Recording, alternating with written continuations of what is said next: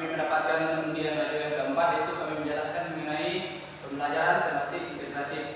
Nah, di sini sebelum kami menyampaikan hasil diskusi kami terlebih dahulu, kami akan memperkenalkan diri kami terlebih dahulu. Kenalkan, nama saya Lesinando, saya sebagai moderator, dan yang sebagai penyaji kedua itu saudari Deni Suryani, sebagai penyaji ketiga saudari Lolita Sela, dan sebagai penyaji yang keempat yaitu saudari Claudia Surita, dan sebagai penyaji yang terakhir yaitu saudari Maria Berti Mulyati. Nah, baik, di sini setelah nanti kami selesai menyampaikan materi kami, jika teman-teman merasa masih belum paham dari materi yang dijelaskan, silakan teman-teman bertanya pada sesi tanya jawab. Dan nanti pada akhir sesi tanya jawab kami akan membuka untuk 3 orang penanya saja. Baik, cukup sekian. Untuk materi yang pertama akan dijelaskan oleh saya sendiri, yaitu tentang pengertian tematik integratif.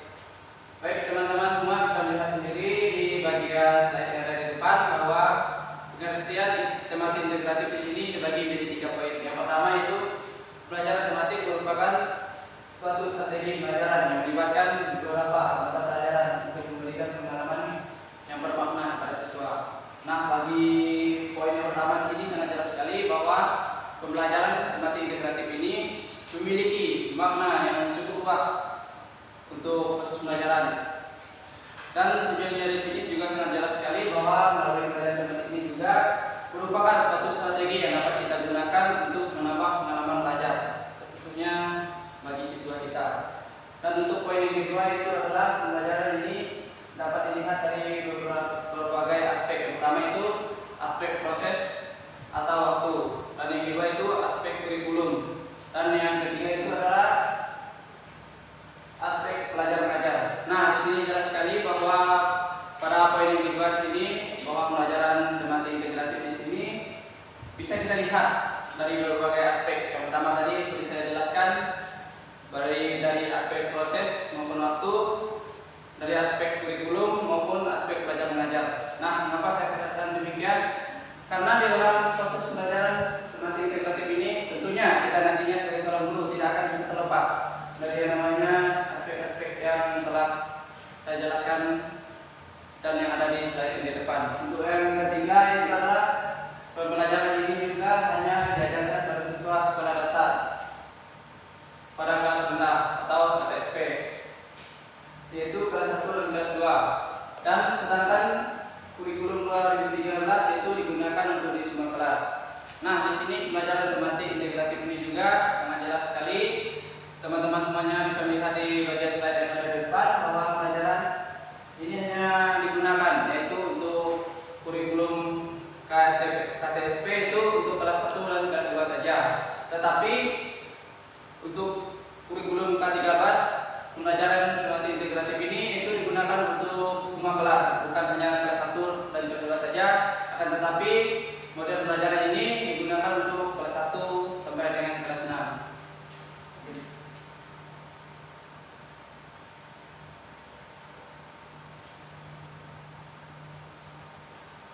Nah, jadi sebagai kesimpulannya, pembelajaran tematik adalah pembelajaran terpadu yang menggunakan tema untuk mengaitkan beberapa aspek atau topik sehingga dapat memberikan pengalaman bermakna pada peserta didik. Nah, jadi jelas sekali bahwa kesimpulan dari pengertian pembelajaran tematik integratif di sini adalah pembelajaran terpadu yang menggunakan tema untuk mengaitkan beberapa aspek atau topik sehingga dapat memberikan pengalaman belajar. Nah, di sini jelas sekali bahwa pembelajaran tematik integratif ini memiliki makna yang cukup luas atau memiliki pengalaman belajar yang sangat luas untuk peserta didik kita.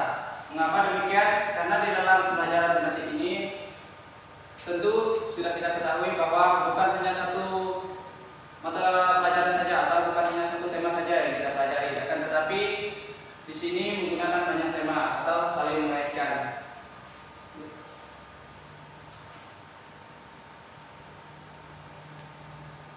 Nah, bagian selanjutnya itu adalah karakteristik tematik integratif.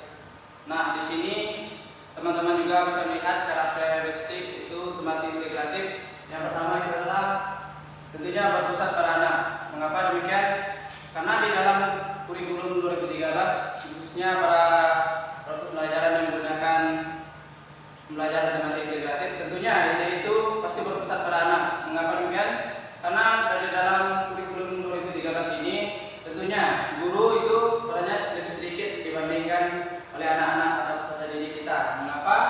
Karena di dalam karakteristik ini sangat jelas sekali bahwa karakteristik pembelajaran tematik integratif ini yaitu adalah berpusat pada anak. Yang kedua itu memberikan pengalaman langsung kepada anak. Nah, jelas sekali seperti yang sudah saya jelaskan tadi bahwa melalui pembelajaran tematik integratif ini tentunya akan memberikan pengalaman langsung kepada anak. Yang ketiga itu pemisahan pembelajaran itu tidak begitu jelas. Nah, seperti yang kita ketahui bahwa misalnya di dalam pembelajaran tematik integratif ini bagi karakteristik ketiga itu mengenai pemisahan pembelajaran tidak begitu jelas. Mengapa demikian? Karena di dalam pembelajaran tematik tentunya misalnya kita belajar mengenai subtema 1. Tentu pembelajaran satunya itu tentu akan bergabung mata pelajaran, misalnya matematika, bisa ada bahasa Indonesia maupun PJOK. Nah, mengapa demikian? Dijelaskan di sini bahwa karakteristik tematik integratif sebagai tiga itu pemisahan mata pelajaran tidak begitu jelas. Tentunya yang keempat menjadikan konsep dari berbagai mata pelajaran dan satu proses. Nah, di sini jelas sekali teman-teman juga bisa melihat di slide yang ada di depan bahwa menjadikan konsep dari berbagai mata pelajaran dan satu proses. Yang kelima adalah bersifat fleksibel. Nah, tentu di sini jelas sekali bahwa pembelajaran integratif ini itu memiliki sifat fleksibel atau memiliki sifat yang tetap. Selanjutnya yang keenam adalah hasil pembelajaran dapat berkembang sesuai dengan minat dan kebutuhan anak. Nah, di sini jelas sekali melalui karakteristik tematik integratif ini tentunya hasil pembelajaran ataupun hasil materi yang kita sampaikan kepada anak tentunya akan berkembang sesuai dengan minat dan kemampuan yang dimiliki oleh anak tersebut. Selanjutnya yang terakhir itu menggunakan prinsip belajar sambil bermain dan menyenangkan. Nah, di sini untuk poin yang terakhir itu karakteristik yang terakhir sangat jelas sekali. Tentunya jika kita mengajarkan, khususnya kita kan sebagai calon seorang guru SD, tentunya pada karakteristik yang terakhir ini bisa kita ambil contoh. Misalnya saya mengajarkan tentang mata pelajaran SPDP. Di sini kan tentang pelajaran misalnya disuruh bernyanyi. Nah, tentunya di sini melalui pelajaran SPDP ini tentunya kita bisa mengajarkan materi kepada mereka itu kita bisa mengajarkan prinsip belajar sambil bermain ataupun menyenangkan melalui prinsip belajar tersebut. Nah, tentunya seorang anak tidak akan merasa bosan melalui pembelajaran tematik integratif ini juga. Tentunya seorang anak SD akan merasa lebih nyaman dan lebih semangat untuk belajar. Mungkin cukup sekian materi yang dapat saya sampaikan. Selanjutnya materi yang kedua akan dijelaskan oleh saudari Lilis. Waktu dan tempat silakan.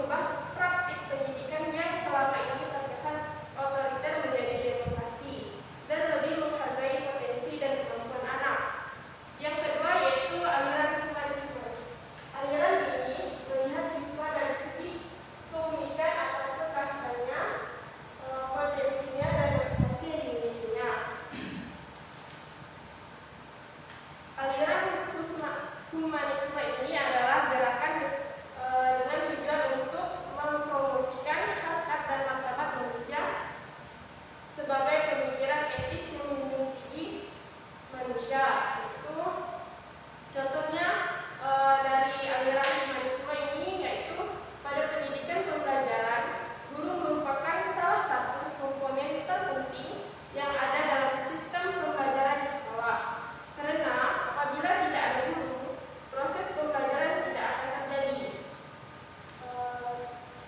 Ketiga yaitu aliran kontekstual. Aliran ini memandang bahwa pengalaman langsung siswa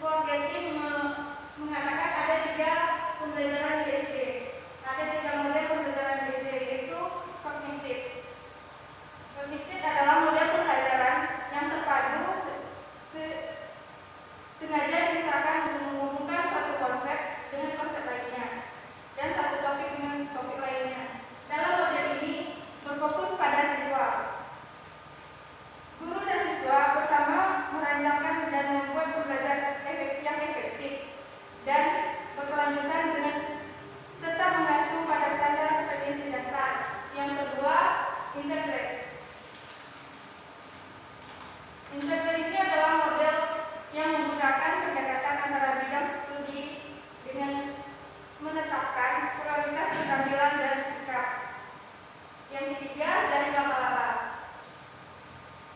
Pendekatan yang menggunakan pendekatan dari laba-laba ini menggunakan pendekatan tematik. Pendekatan ini pengembangannya dimulai dengan menentukan tema. Tema bisa ditetapkan dengan negosiasi dengan siswa, tetapi dapat pula dengan diskusi bersama guru. Jadi kesimpulannya berdasarkan model pembelajaran terpadu menurut Fogarty di atas dapat digunakan sebagai sarana untuk memajukan mata pelajaran apa yang dia pelajarkan, apakah integrasi, interdisipliner, multidisipliner, atau transdisipliner. Selanjutnya, strategi tematik integratif. Yang pertama, bersahabat, menyenangkan, dan bermakna bagi anak. Yang kedua, siswa belajar melalui pengalaman langsung dan menghubungkan dengan konsep yang sudah dipahaminya. Selanjutnya, untuk pembelajaran digital pembelajaran terpadu dan pembelajaran yang sesuai dengan kebutuhan dan perkembangan anak. Sekian penjelasan dari saya dalam moderator. Baik, terima kasih. Jadi cukup sekian materi yang dapat kami sampaikan. Jika teman-teman masih kurang paham, silakan teman-teman bertanya di dalam sesi tanya jawab. Selanjutnya di sini saya akan bacakan kesimpulan materi sesi dari kami. Jadi kesimpulan dari sini, pembelajaran tematik adalah pembelajaran terpadu yang menggunakan tema untuk mengaitkan beberapa aspek atau topik sehingga dapat memberikan pengalaman bermakna kepada peserta didik.